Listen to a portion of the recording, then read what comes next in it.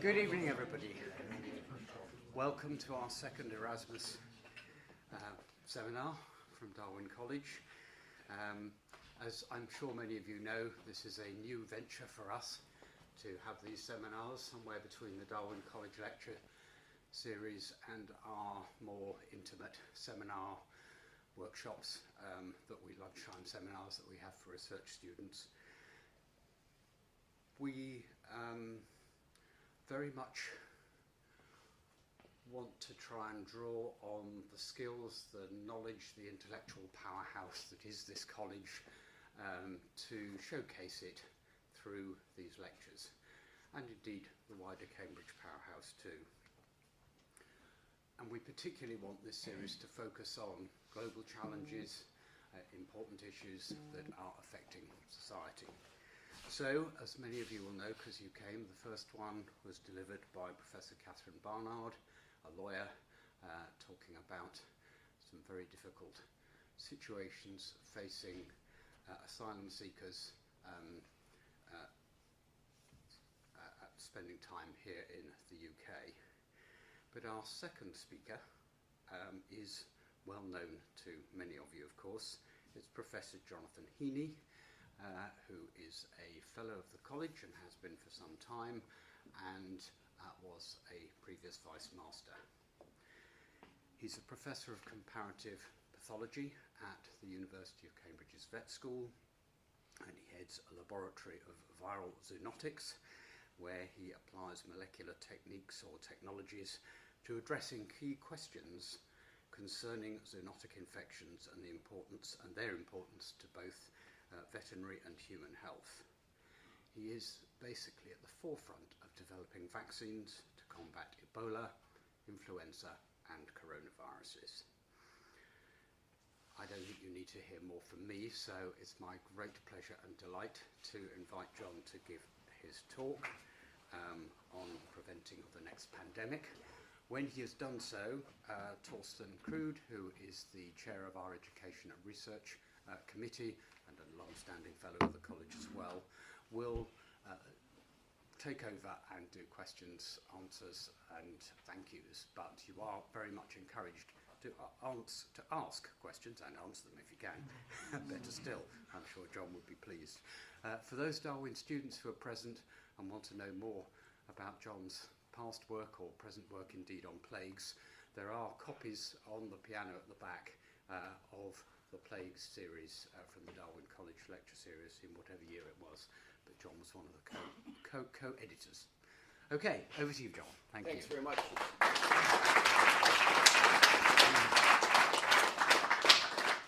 I want to start with a tribute to our Master Emeritus, Mary, who had this vision of this building, and to see it in use, to hear the acoustics working, and to see it working, I think, hopefully as intended, then it's really a great pleasure. Many of us saw it going up. Some were in tears because the tennis courts, of course, were no longer functional, but I think it's been a fantastic addition, and I hope I entertain you at least with my hobby. My hobby's been chasing viruses for some time, so thank you very much for the introduction. And I'd like to start by posing 3 questions.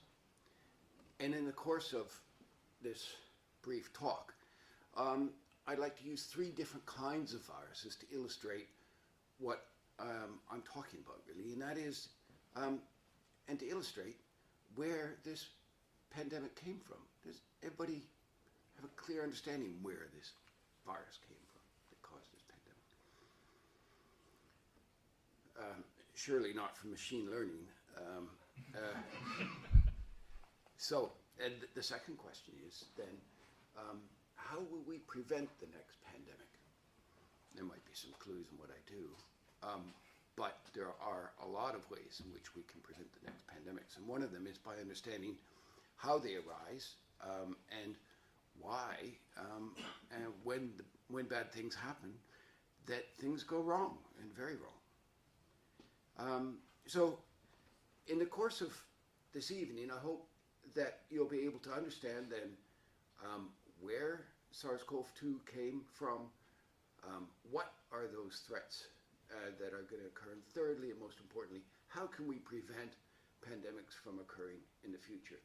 So I'll leave those with you and go on to really what is our core business, and that is viruses. Now, the figure at the center of this is full of viruses. It represents me, you, anyone in this room.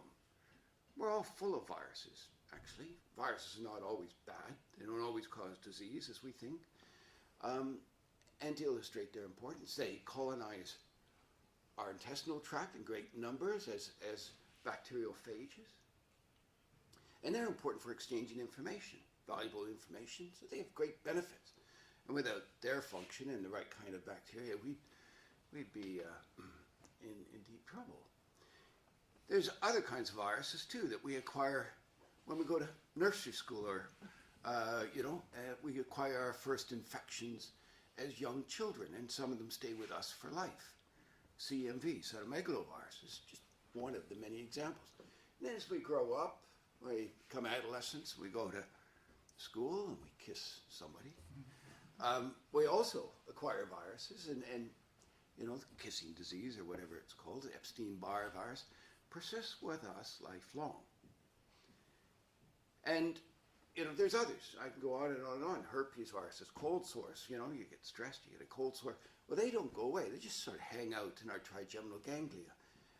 Same with shingles. We get chicken pox, and later in life, as our immune system gets tired or just doesn't want to cooperate, we get shingles. It's just not a fun exacerbation. And even viruses are in our genomes. We have detectable elements, virus-like elements, that are not just baggage. We used to think they were baggage, but they actually play an important role in some ways regulating our genes. And there's some famous examples in species that have equipped these to help them with placental regulation, for instance.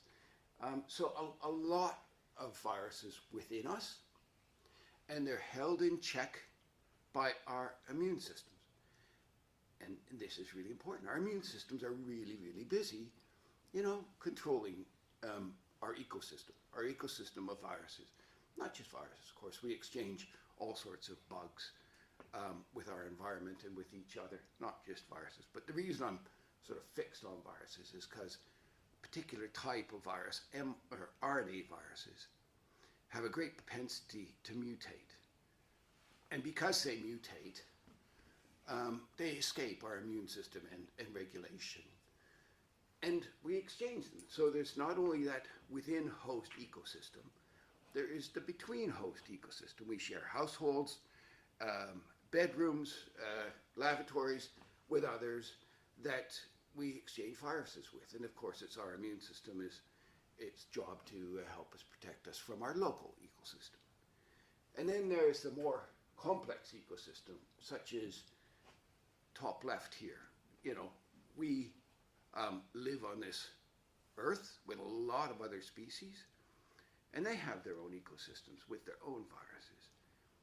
And those viruses and all these species that we live with here on earth are able to regulate them and control them, but it's just when unnatural mixing occurs, expansions of populations, climate change driving migration of species, stresses on populations that occur, that you get these unnatural mixing and these spillovers from one species to another.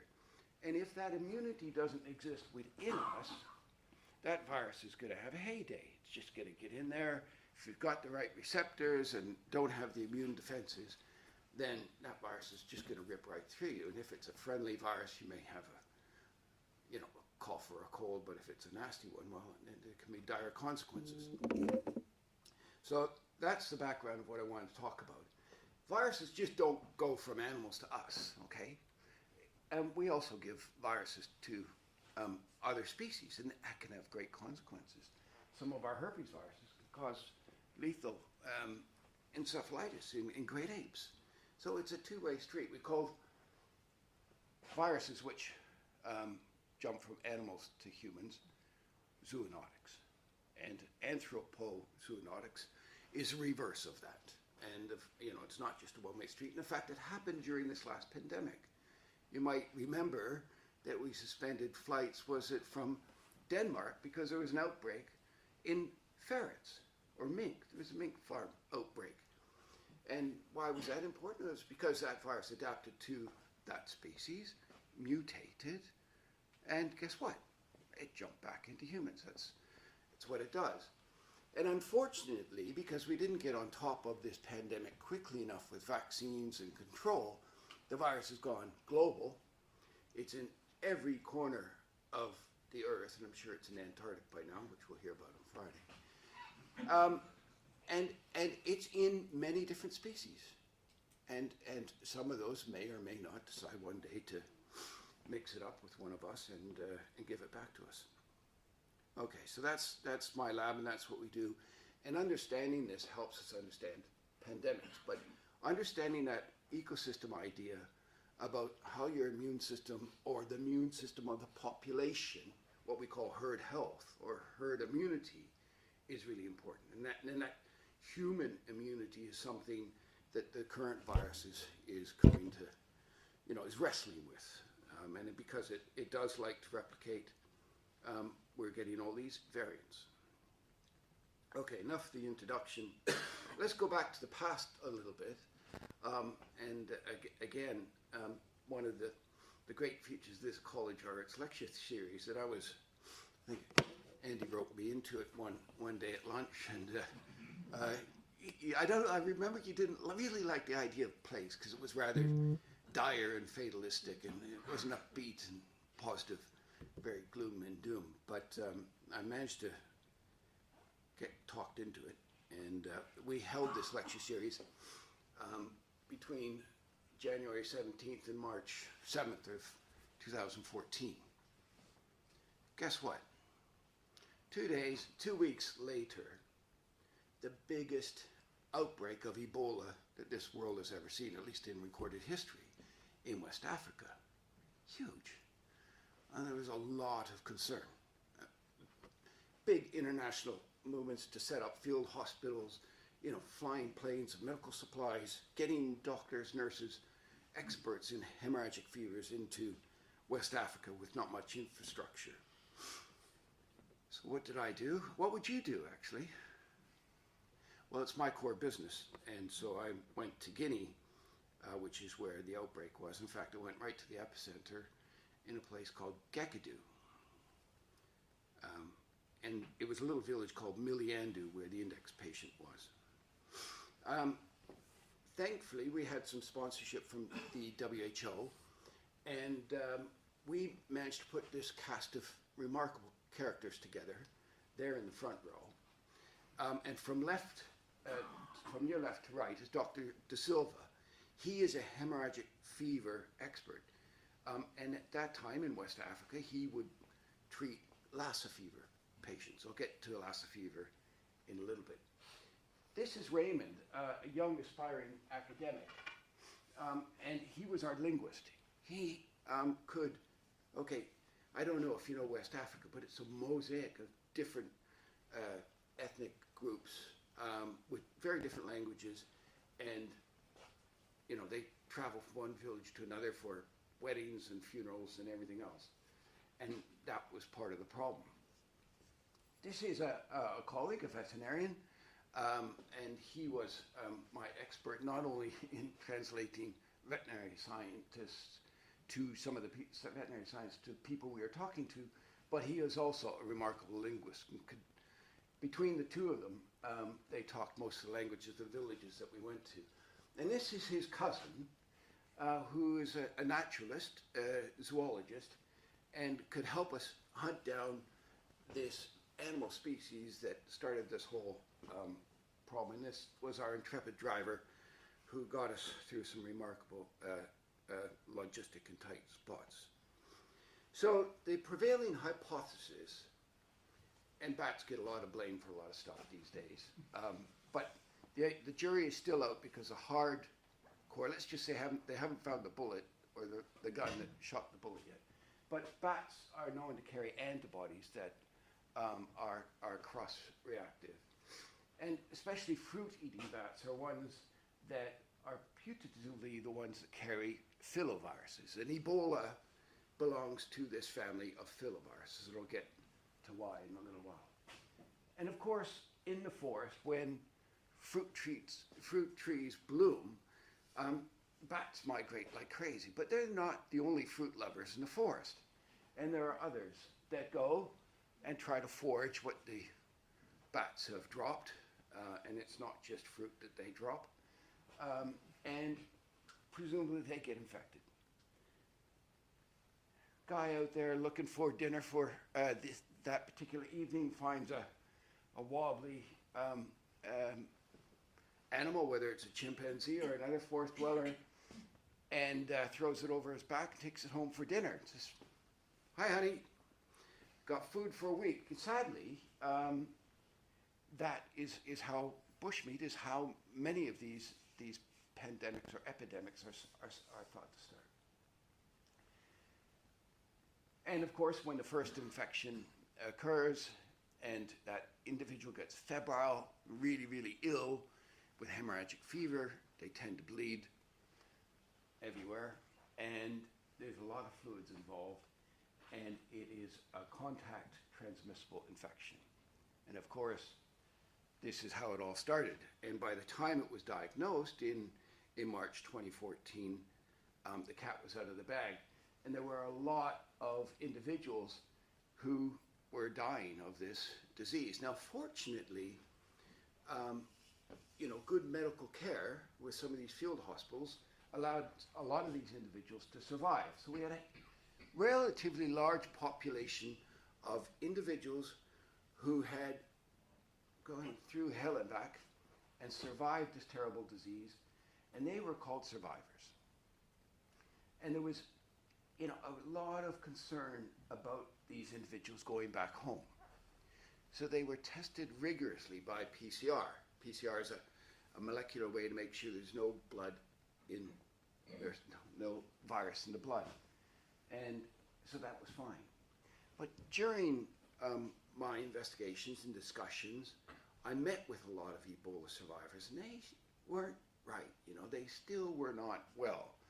And one in particular was an American physician who in the first couple months, who had gone over there to respond, had come down with Ebola, been airlifted out, taken back to Emory University in Atlanta, and was saved by extraordinary measures.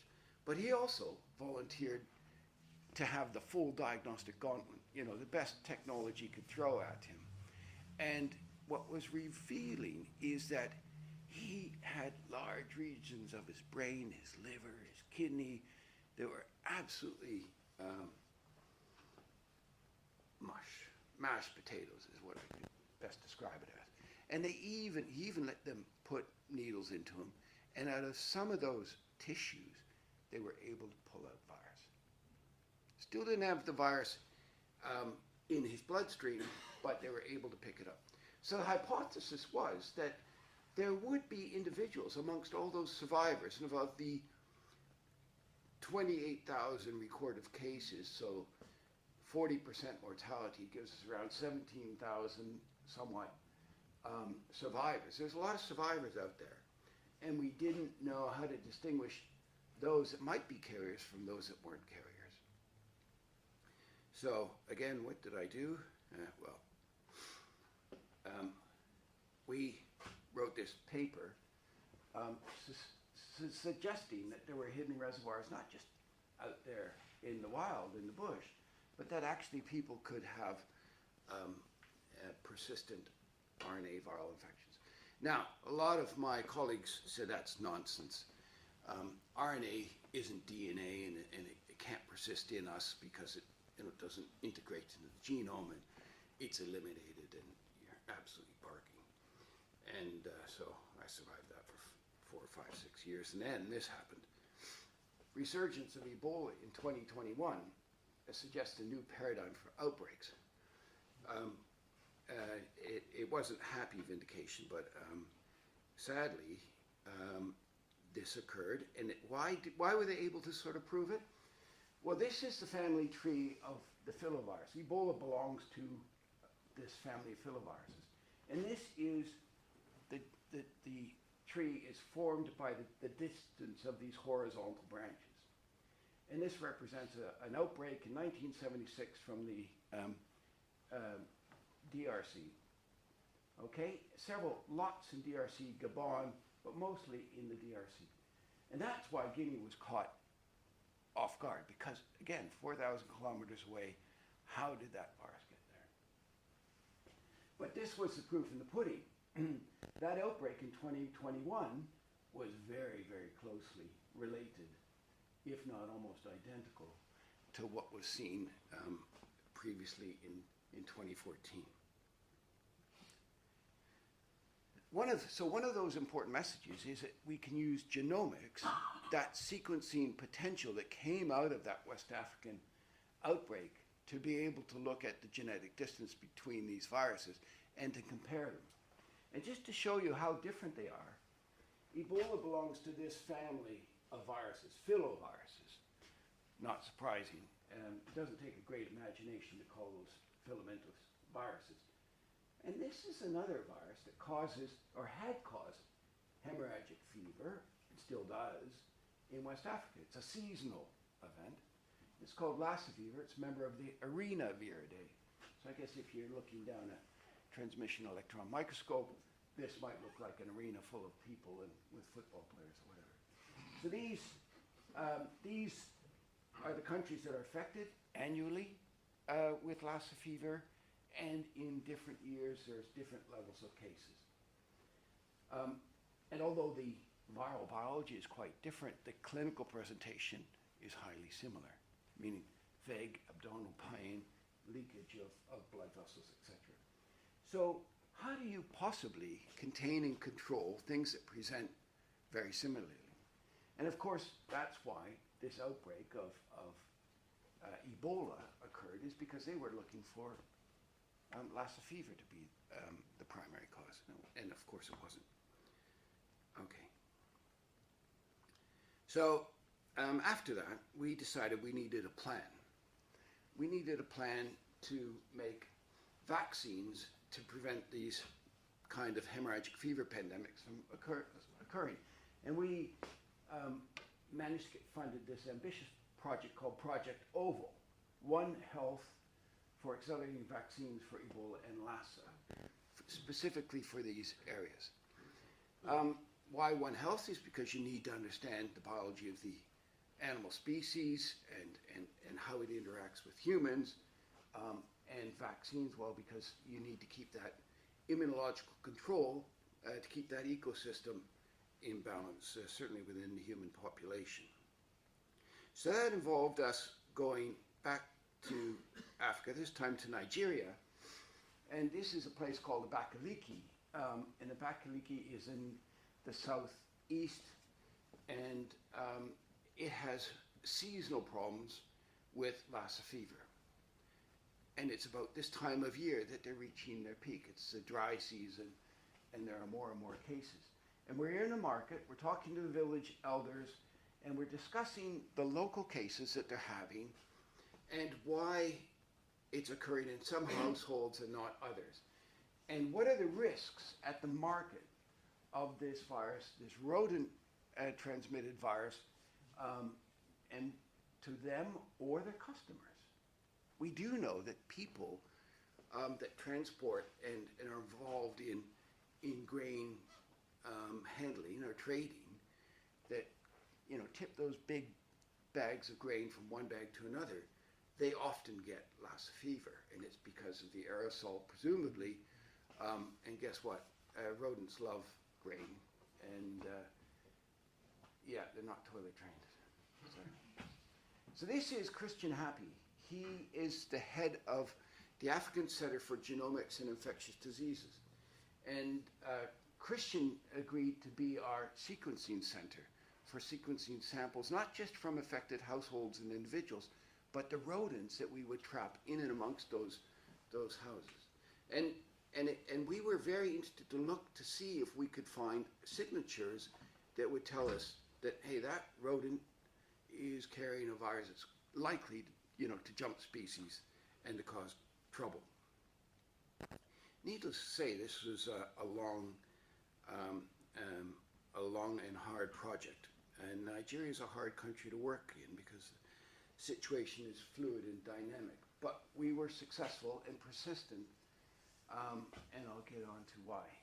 So the idea was that we would get samples from rodents and humans, get their sequences, but also look at the nature of the antibodies of people who had, Lassa fever, and people who lived in the same household, a mother, brother, sister, who didn't get it, despite that they were eating at the same table and sleeping in the same room, to see what it was that they had that protected them from getting Lassa fever.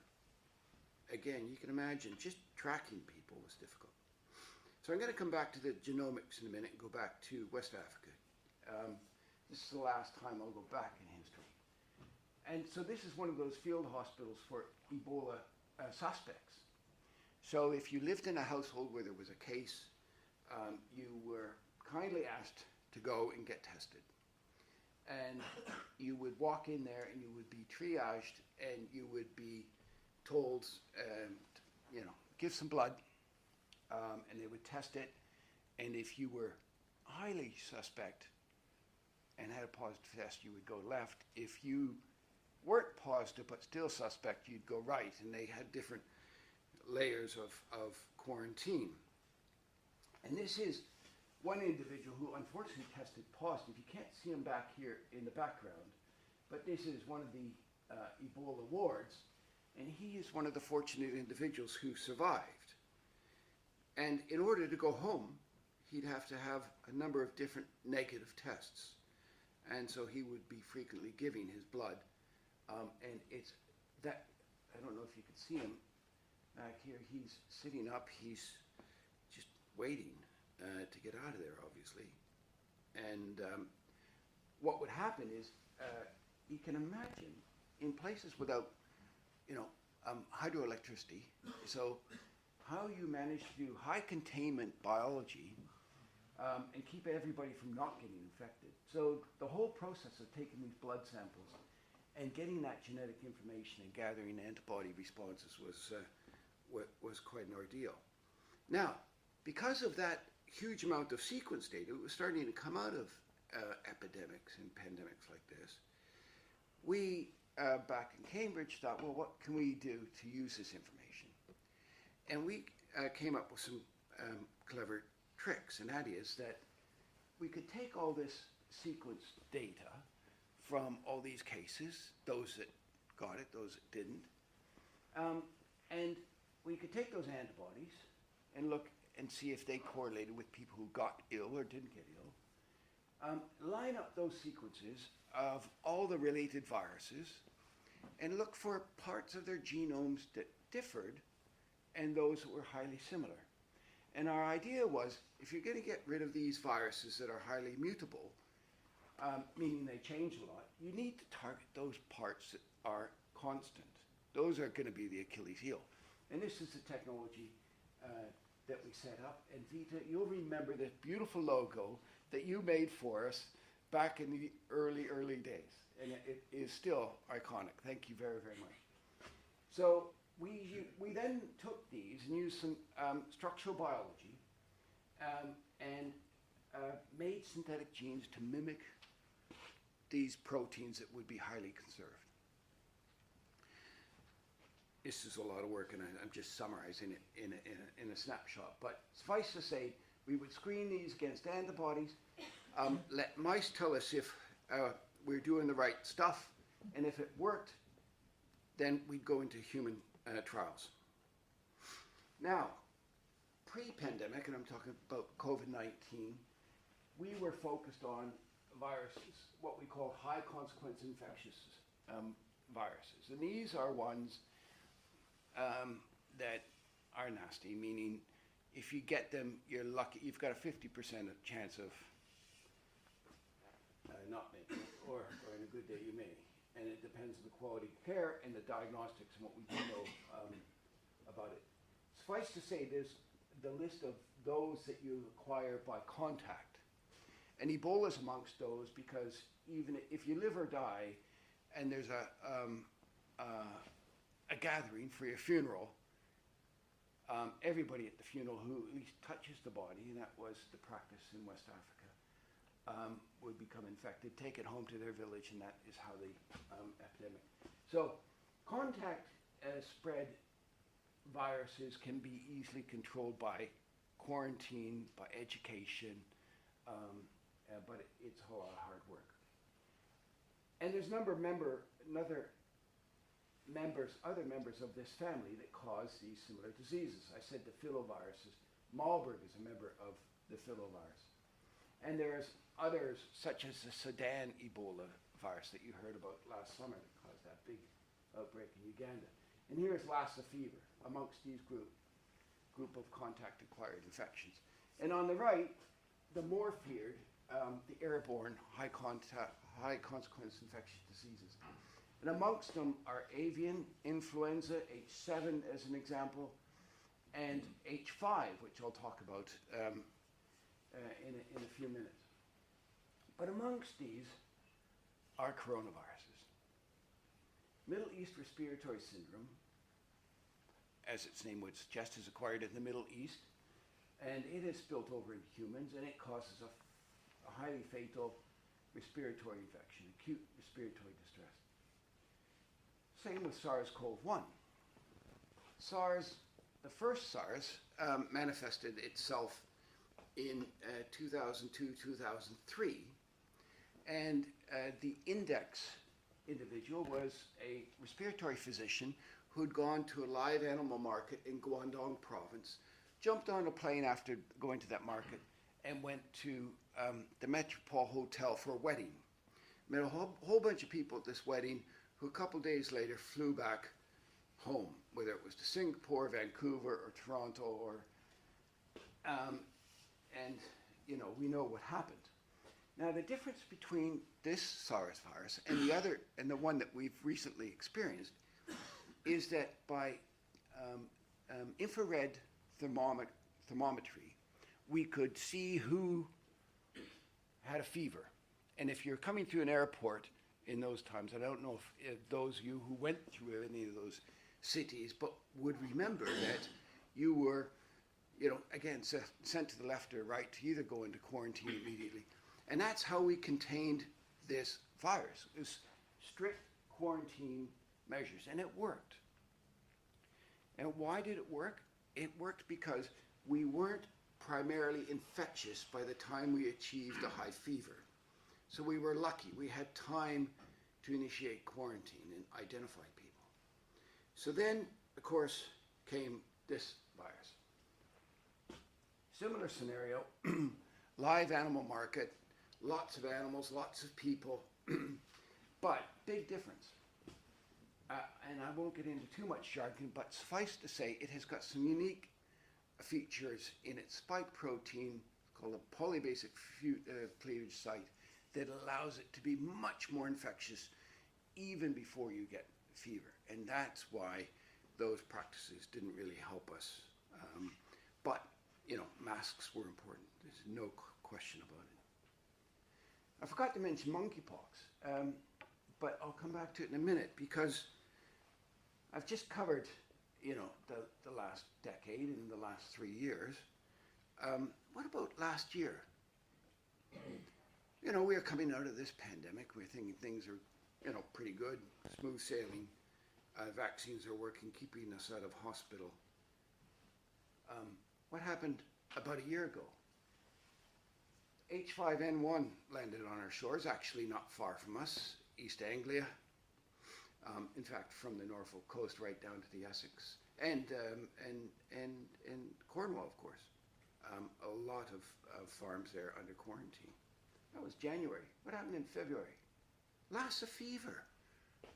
Here in our hospital, Addenbrooke's. A big event. A family had, been to Africa and had come back. 5 individuals. They managed to secure this particular patient up at Addenbrooke's and get them to the Royal Free, but sadly, 2 out of 5 family members perished. So that was last fever. We're only in February. March. Case of Crimean Congo hemorrhagic fever. Also here in our backyard. Again, someone who came back from an endemic region. But, I'm talking about these high consequence infections going through our backyard here, like they would through security at an airport. Monkeypox, index case. Individual goes to Lagos to visit some friends, goes to the Delta region, the oil-rich region, and comes back with this unusual rash with pustules. And guess what? That went viral. By November, it had been in over 110 different countries. So fortunately, it doesn't cause high mortality, but can be contained by vaccines that we have for smallpox. Really important. Okay, so what's going on in our backyard now? Here we are, October, Cambridge. Everybody likes to take their dog for a walk up in Norfolk, Essex, all this whole region under quarantine right now. And if you go to the APHA, that's the government department that is burdened with this problem, you'll see live feeds of where the highest case numbers are, again, right in our backyard. Okay, so a little bit of science. This is the family tree of influenza viruses, and that current outbreak in birds is being caused by something we call H5.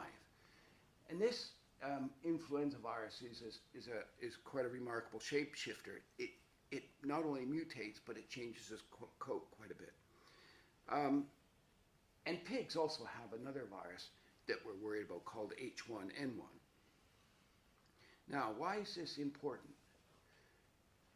Well, influenza, unlike a coronavirus, doesn't have one big genome. It's got a segmented genome, which when two viruses are in the same host or in the same cell, can shuffle these genes like a deck of cards.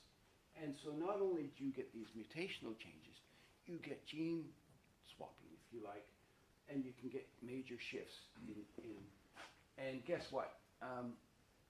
Pigs and birds like to hang out together, and they exchange viruses, and the textbooks tell us this isn't good news. And guess what? If you look at this region and do a heat map, or a population density map for pigs, guess where the highest pig density is in the UK? Right there, right? So, watch this space. And this is what the textbook tells us. And the textbook tells us that reassortment can happen in pigs. Pigs have a similar respiratory tract to humans, and you can see that, in fact, if pig viruses reassort with human viruses, bad news is, bound to happen. So, we're on the case. We've been studying H1N1. This is a complex family tree. And we're just using here our approach to see if we can get that broad protection against all these variants. This is, again, just the family of the H1s. These are two human seasonal ones. Some of you may have been vaccinated or infected with it. This is the one that caused the Spanish flu that killed millions. And these are some of the swine viruses. And what I'm going to show you, the only data I have, is that in black here, our current H1N1 pandemic vaccine candidate is neutralizing everything from the swine ones to the seasonal ones to even that 1918 virus. So we're on the right track, and we hope to get this manufactured so we can stockpile it. So very quickly into coronaviruses. So that jump of SARS and SARS-1 weren't the only ones. The others actually started, this is just when we started to be able to sample viruses. These are 4 common cold coronaviruses. They've been in humans for a long time. If you go back and you read the stories, because there's no hard proof, some people think that this was the cause of the Russian flu in the late 1800s. OC43. So they cause sniffling, colds, and they've jumped species before. This tells you where they probably came from based on their genetic similarities. And this is just a cartoon of their intermediate hosts, because they don't always just jump from one species into humans. They may have an intermediate host, like MERS does it in camels, but it has its primary reservoir, it is thought, in bats. Anyway, I don't want to delay dinner, otherwise there'll be a stampede, and it'll be... So these are the coronaviruses, and I just want to just quickly say that of all these different coronavirus groups, the alphas, beta, gammas, and deltas, the bad news ones, fortunately, are bundled up into one big family, the beta coronaviruses. And it contains the original SARS virus, SARS-CoV-2, and the MERS virus. And it's these ones that we're particularly worried about because they use receptors that we have in our respiratory airways. And these are what we want to protect. And so how do you make a vaccine to protect against these? Well, everybody's heard about the spike-based vaccines that we've had either with mRNA or with a nanovirus vector. But there are other ways then to induce a protective immune response so that we don't get these waves of variants. And again, just illustrate, if you line up the alpha, beta, gamma, delta viruses and look at their genomes, a relatively small amount of their genome is dedicated towards that spike protein. Okay, a lot of it is just about regulating what goes on in the cell. So these are very complex viruses, but because they have such large RNA genomes, mutations and deletions happen frequently, and this is why the unexpected occurs. So I'm nearing the end of this, Thorsten, so we can get to the questions. But this is the group where SARS-1 and SARS-2 come from, the Sarbeco group of coronaviruses. And this is a list, already outdated list of the SARS-CoV-2 variants. And this has grown right down here to the floor. These are some of the related bat viruses, and these are members of the group that caused the original SARS outbreak. And our first generation vaccines, the ones that we presumably have received, are spike-based genes or spike-based vaccines for this original Wuhan isolate. So you see what a distance we have to go if we're going to develop vaccines that have broader protection. The idea is to get the breadth across all those beta coronaviruses.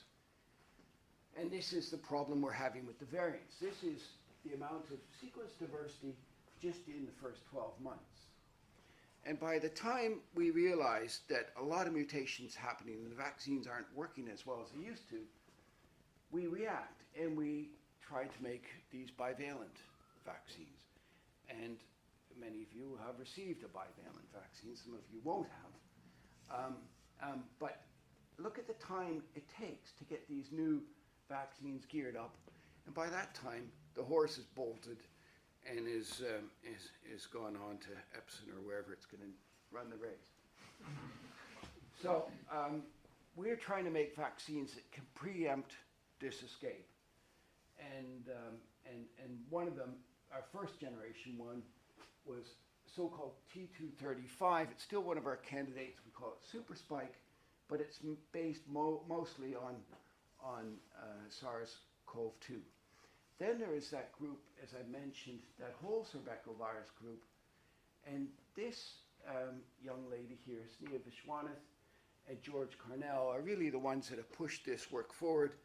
And we have vaccine candidates just showing you the different structures of these quickly hybrids, molecules that induce very broad antibodies across this whole group.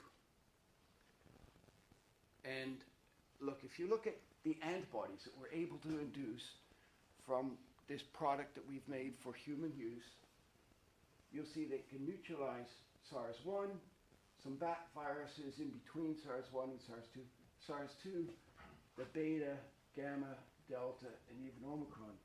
So we're pretty excited about this study is what we call the second generation vaccine, and it's in clinical trials now in Southampton, and we're hoping it's coming to Cambridge in the next month or so. And it's delivered through the skin without a needle, well, fingers crossed.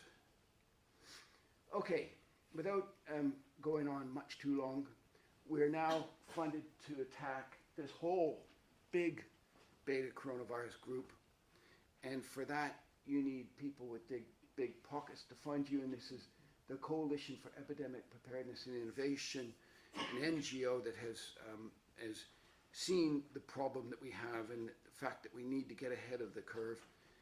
We've taken a relatively bold approach. This is a blow-up of all the different proteins that encompass a coronavirus, and we're not just using spike, but other proteins in which to target the virus, much like one does with antimicrobial therapy or cancer therapy. You use multiple drug targets to preclude escape from your candidates. Okay, just to finish up, these are all the pillars of society, the holding up the lab here, who've done the hard work throughout the pandemic. And this is what happens when you're engaged with Cambridge Enterprise. They've tried to make me into an entrepreneur, rather unsuccessfully, I should say, and our many other collaborators and our funders that have helped us so far. Just don't want to stop on this negative note here, but let's watch our backyard. And then I hope I've addressed some of these questions of where, when, and how, and I'd like to stop there. Thank you.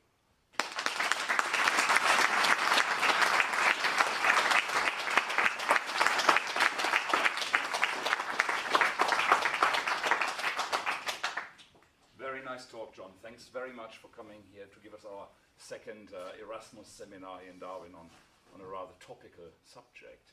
You reminded us all very clearly that viruses are not some alien evil principle, but part of life on Earth, and it's here to stay, and evolution probably wouldn't be happening without it. You also showed us in the last slides, more than in the first, that proper informed science, data-based science, can lead to very powerful decisions that prevent problems from appearing in the future, hopefully. So this is the idea, and we have time for questions. So the idea of the Erasmus seminar is to get you engaged. So questions, please, for John.